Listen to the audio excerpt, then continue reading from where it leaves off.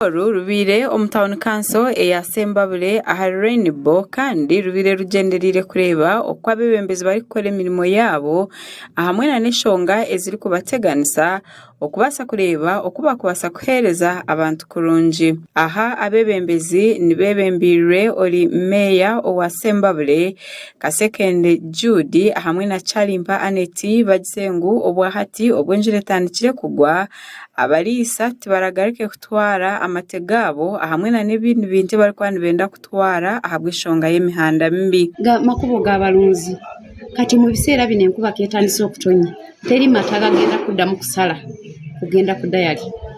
Ekyokubiri n'abasuubuzi bafe abasuubulayo mu bitundu ebyo kuba ebitundu ebisinga byayigwa okulima n'okulunda osanga omuntu ng'alinayo omusiri gwa kasoli yiika 20 naye okumutikka okumugjayo nga kigenda mufuukira kizibu.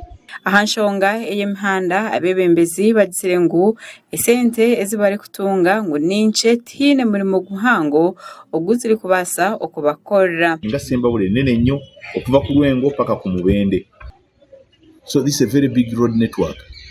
Nti omuntu bw'oboze n'okavaringako 200 kilometers this year manya ekitundu ky'oboleseyo kiba kinene obwetaavu busigala bukyakola ki bukyali bunene. Ekizibu tekiri eno, ekizibu kiri nti financing funding etekukola ki okwongezebwa. Meya wa Town Council ya Sembabule Judy nawe hahireyo okwetomboita ari kugira ngu embeera esente ninche ngu kandi na n'ebintu ebiri kwetagisa niba biri byingi. Naye n'okufuna obufunye ebyuma ingiriyo bikuwa oyinza otya okutereka sente z'enguudo for the whole financial year.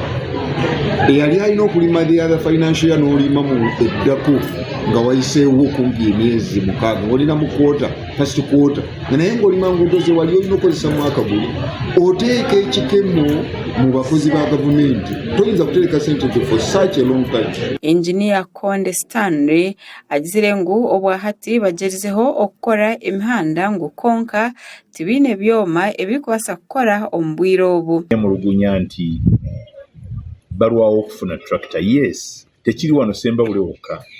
Bwetubeera nga tulina tractor emu, of course priority tugiwa enguudo ezennene ezitwala ebyamaguzi by'abantu mu byalo oba ezijjayo ebyamaguzi by'abantu okubireeta mu butale.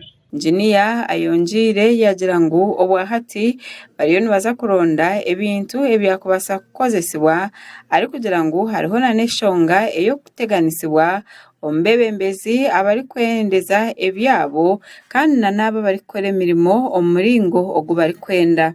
Bannabyabufuzi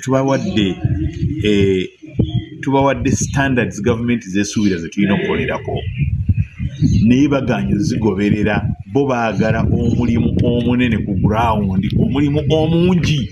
Standards za gavumenti bw'ozibala era n'eno biliyoni gye basooka okutuwa baali bagiyisiza nga ya rehabilitation twandibadde tukolamu kilometers nga 3 gokka agali ku mulembe naye bagamba tukole 220. Omu rukiiko oru abebembezi bagambire na n'omunyeshenjero wabo Shatsi Musherure aha nshonga y'amaizi agari kubateganisa bwashesha bwira. Mali ennaku 3 tegaliiko waliwo tubeeredde ddala ate nno kisinga okuba ekyennaku bwetubeerera ddala ate mu kyeya aba national water balina obunafu mu public relations okumanyisa abantu.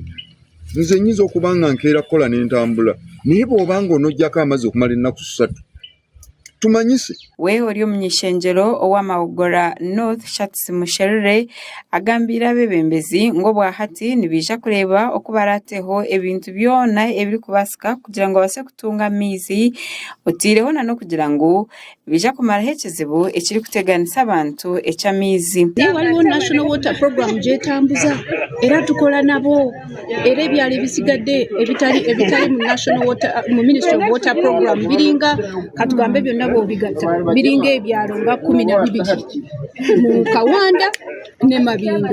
So ebyo mbagambye tugenda kubitambuza. Aha nshonga y'enkuuto Shatsi agizire ngu obwahati gavumenti eshemerire kurugayo ekagira okuyabayamba kwena ngo abaliisa babase kutwara ebintu byabo kurungi omu butare. Tuyina abantu wanene, tuyina road unitage ate naye efa nnyo. So tusaba gavumenti tuyambe twetaaga road unit ekola. Amakuru aga gasha kwa Francis Canal Taya ahabwa Sky TV omuli Sembabule.